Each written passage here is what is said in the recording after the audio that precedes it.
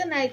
Here one chance tonight. God is good and God is good all the time. My name is Irene J. Spirit Divine. I'm here to give you the shop news out tonight.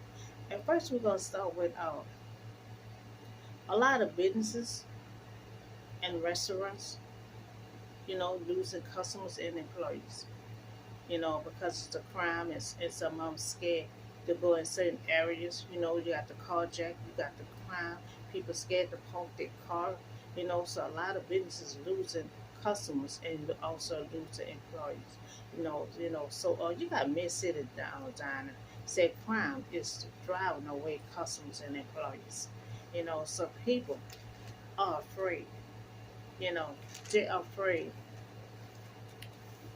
of diners consider closing or moving for the due to the crime. So they're thinking about closing. They might have to close, or they might have to go to a new location.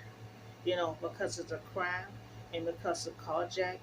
They're scared to park their car.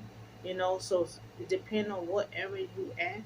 You're losing customers and you're losing employees because of the crime rate at your location. So all carjacking you know, and breaking. There are many restaurants has been serving for many years. But now we have this is going on. So things had changed. We used to park, our car and sit and enjoy our lunch. You know, but things had changed. You sit down and eat your lunch. You don't know your car could still be out there.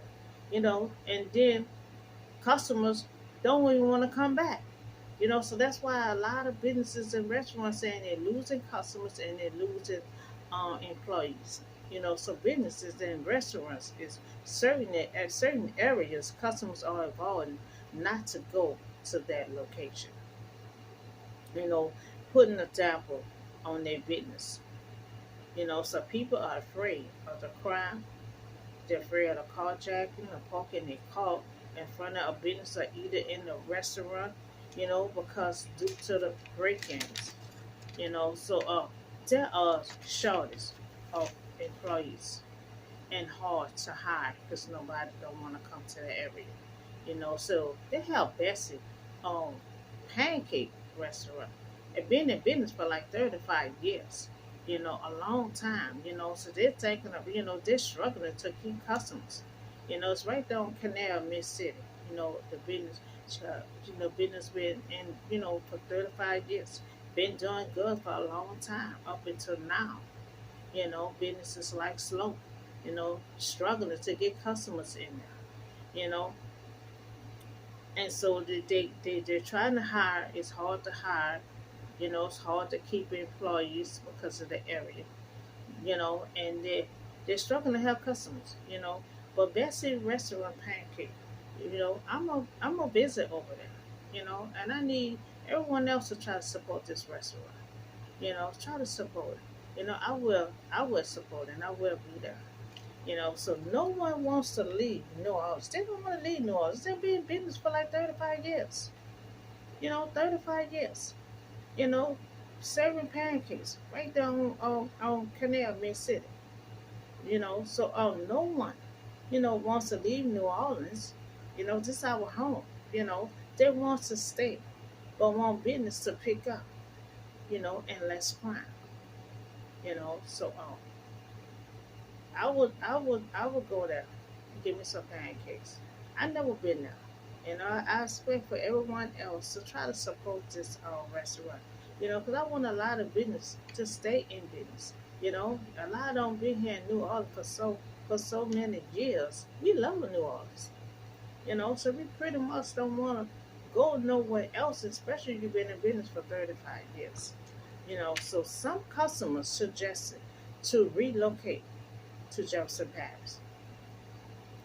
Now, I'm gonna say crime is everywhere. It depends on what area you're trying to get to. So it sounds good. They know they love New Orleans and all customers. To come back. All customers. They want all their customers, regular customers, to come back to stay. They want to stay open because they love New Orleans. So it sounds good. You can get relocated. It don't have to be Jefferson Parish because it got crime out there in Jefferson Parish too. Relocate it sound good, or relocate to another state. So you have two options. Locate another area or locate at another state. But you know you already said you love New Orleans. So I'm gonna try to take. I'm gonna try to visit, and we all can visit. And show our support. So both sounds good, but crime is everywhere. So soon I will ban all guns and rifles. You know, ban all guns and rifles, and that'll be a first start. So there are shortages of police. You got so much crime, but there are shortages of police. You got more crime but less police. So I advise that we will have to pray, and I advise you also to get our own security at your business. You know, that's the only solution I have. Because next week sometime I will ban all guns and rifles. I spoke on that last week. Because it's just too much crime. It's too much crime. And in the meantime, we just have to pray. And I advise you to get security at your business. You know, so there are more crime and less police because they showed us the understaffed of police. So everybody problem is raising. Crime, less police, has New Orleans leading the nation in homicide. So homicide this week was the city of New Orleans. Told us to 210 this year. So the crime rate is higher than ever. So much shooting. There are shortage of police, and the police department is really is understaffed. So um, you're much more likely to die if you're being shot this year. So then you will last year that was the statement was, but I won't say someone will be shot and die at the end of the year. We all need to live and survive and try to fight all this crime that's just going out here. We don't want to put that on no one. You know, we don't want to put that on no one. Everyone needs to live. We have to pray. And I will ban all guns and rifles. So that'll be the first start right there. So that's when God will have to step in place. With prayers on all this crime. Because we short our police right now. Because we don't have enough police to go out to different cities, the different community, to help all these crimes. That's why they say everybody. They say crime is everybody problem. You know, we will pray on. We will pray on for all this shooting, all this crime. So you have more crime and less police. So they're saying that community needs to step up. You know, they're saying the community needs to step up. The community really cannot stop the crime. Community can really stop the crime. It's just not a police problem. They're saying it's not just a police problem. Everybody problem. This was Bernard Jr. said. He said community needs to step up, and he's saying it's not just a police problem. You know, but the police supposed to make everyone safe. The only thing I could say about that, if you know someone, the community can't stop the crime unless they know the individual and talk to them. So if you know someone, guilty of something, and you stumble across things they're doing or what they're about to do, yes, you should talk to that person. Not hide them, but talk to them. and let them know not to do it, help them change their life around, you know, and that's the only thing I can say because a lot of crimes is from people in the family. So if you know the person that's doing it, you know, you can stop it. But other than that, it's a police job to protect all. You know, you can't put it on the community to try to stop the crime. You know, so if you know someone and you know they're guilty of a whole lot of stuff that's going on, and you stumble across, stuff in their room or something like that, then yes, it's your job to talk to that person, and that's gonna stop one crime that will also been put out there. So all of this crime is, uh, is probably, all this crime, all I can say that we all have to be careful and be watchful of our surroundings, but it was still need police to get involved because it's the police job to deal with the crime. You know, on our job is to talk to our children, or talk to anyone that we feel that we know is doing certain things.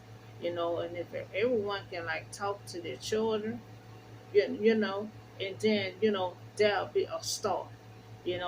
But the community cannot stop the crime. You know, unless they want, like I said, talk to your children, or when they're living in your household. If you think they're doing something, they ain't got no business doing. So soon I will ban all guns and rifles. So when all guns and rifles, are banned, and you still shoot someone, kill someone, you know, you would serve a big responsibility. Especially if the guns is all banned and you still have a gun to shoot. Because all guns will be taken away. When they get banned, they're gonna be taken away from the stores and from the pawn shop. To stop all this killing and all this crime. Remove all these guns so the crimes can stop. And only one gonna be carrying a gun is the police and the armed security guard, army, and the Marines. No one should be carrying a gun, shooting and killing no one once it get banned.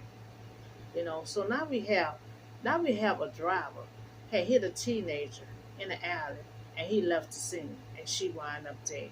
When they rushed her to the hospital, she pronounced dead. You know, so the driver was charged with a fatal strike in a teenager. Say he personally um, hit her. He hit her on purpose. The teen after a political argument. So they had an argument. So he waited till she got in her car and he deliberately hit her on purpose. So a driver charged with a fatal strike in a teenager in the North Dalkin Alley. Told investigators that he purposely hit the teenager with his SUV. After they had an argument, according to the court document. So Elison she was 18 years old. She was struck and killed. So Brant was 41 years old, who hit her, in the alley, and he was charged in the federal county with vehicle homicide and leaving the scene. So he left the scene after he hit her, of an accident that resulted in death. Now uh, he was held, but $50,000 bond too, so he was released. He killed someone, hit someone and killed someone, left the scene. And then next thing you know, he paid the $50,000 and he was out. He was released. So Brad told investigators that he left the scene after striking the young woman, but they said he returned briefly back, and he was the one that called 911, and then he left again. So he left the scene. Then he came back to see how she was. Then he dialed 911, and then he left the scene again. So one, he left the scene. Two, he came back and called 911. He also been drinking alcohol before striking her. So he was already drinking when it was in the argument. That's why, he waited for her to leave to strike her down. Because he already was intoxicated. So before, he stated that after the argument, he felt it threatened. So he, what he's saying, that when they had the argument, he claimed he felt the threat. So that's why he want to strike. He strike first. And some people panic. Some people feel threatened or be scared of someone, and they'll do them in first, thinking they're gonna do them in. So he said he feel threatened after the argument, and that's the reason why he hit her. So the young lady was rushed to the hospital and she was pronounced dead. Sabrina was arrested. You know, he stated, no, I stated, I preached on this. I talked about this last week also. No drinking and driving. And if you have a DNI, a DMI with alcohol more than 2 times, you know, the police have the right to take your license. Then you're gonna have to take a class, complete a class to return your license back to you. I talked about that last week, and I will put all this stuff together and have an update on what I talked about. So anyone in an argument, if you're in an argument with someone, especially if you feel like intoxicated, you know wait a little while until everything cools down, or you see him leave or whatever before you get in your vehicle to take off, because he waited for her to get in that car and he struck her down, after an argument. So if you're having an argument with someone out there, it's best for you to hang around and wait for a while, you know, and just be careful until the person leave, and then you try to get in your car and go home. But if you feel like, you being threatened, you feel like he's hanging around waiting on you, then you dial 911, you know. So now we're gonna talk about trademark. Trademark. Everyone who have a business, logo, a name or whatever you're trying to do, you need a trademark. So I request that trademark across the nation, that have a business where someone can go in person to register for this trademark, because it's hard to do this online. You're giving all your information online. This is for your business. This is something that's very important. You're trying to trademark your name, trying to trademark your logo, you're trying to trademark your whole business, and you're doing that online, putting all your information in. And sometimes you can't even get through because so many people have the same name. So I request that have a business all over the world where some of us can go in person and register for this trademark. Because a lot of stuff is not private online no more. Remember months ago, they had a hacker on on on on media, on social media, just online, just stealing, hacking everyone on phone, computers and stuff.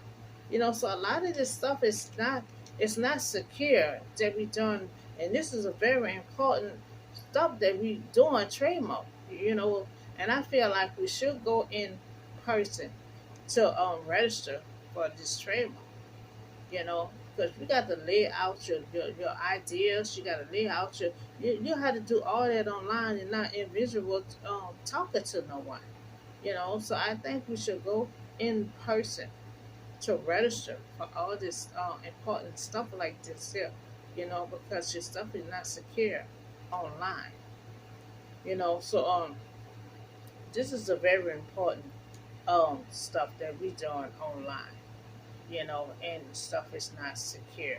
You putting too much information, you're putting your ideas and everything on there, and you're trying to trademark it, and then sometimes it gets stolen before you process, before y'all process everything.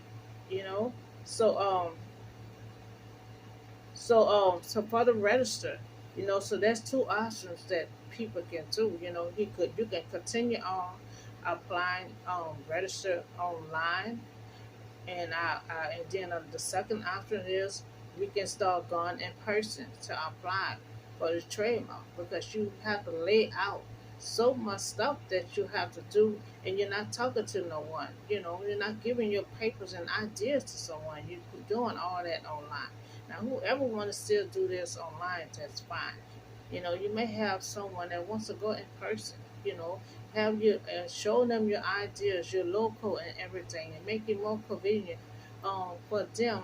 You make it convenient for a lot of people that want to go in person. And give your ideas instead of doing all that online. So I think it'd be better if we go in person and still keep it online for ones who wants to go online and do their trademark. So we talked about business and restaurant. It's losing customers and employees because of the crime and because of the carjack. You know, so I said I was gonna support. You know, and everyone else wants to try to support. Because they was in business like 35 years. They don't want to leave New Orleans. They really don't want to relocate either. They want all their customers to come back. And I think we should support. Because a lot of businesses is losing employees, and everywhere you go, they hire. The shortage of employees.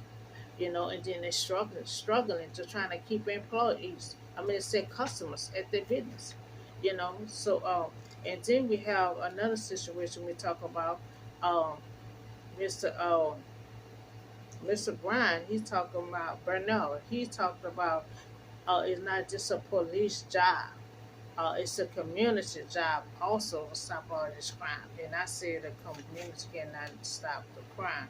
The police is well trained to handle all these situations. Community not trained to stop the crime. The police is well trained to stop the crime. It up to the community to talk to their children. If they think their children is doing something they have no business doing, if they find guns and all this kind of stuff in their rooms and stuff, yes, it's their job to start talking to their children. But yes, so we talked about that, more crime and less policing because they understaffed. you know. So we also talk about just Mr. Branch, this driver that he deliberately hit this girl that's 18 years old because they was in an argument, and he claimed he felt it threatened the reason why he struck her down.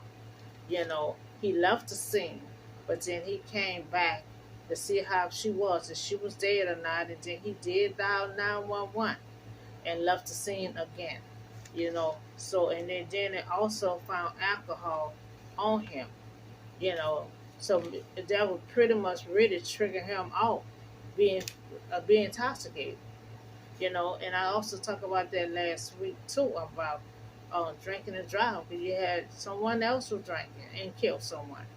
You know, so so we also talk about the trademark. You know, I think it'll be convenient. If everyone that wants to go in person to with the ideas and everything for the trademark. Because you're doing all that paperwork and all that, putting all your information online. And all this stuff is not safe online no more. You might still will have people that still wants to apply for this register online, but you might have also have someone that wants to go in person and do the trademark. You have all your designs, your logo, and everything that you want to bring in person. And try to register for all of this stuff. So when you have do all this online, they don't see your logo. They don't see any designs or anything that you're doing. You just telling them what you want, typing stuff in. And I think it'd be better if everyone who wants to go in person to go in person and handle business that way. So that's all the show news I have for you today. And I see you on the next video.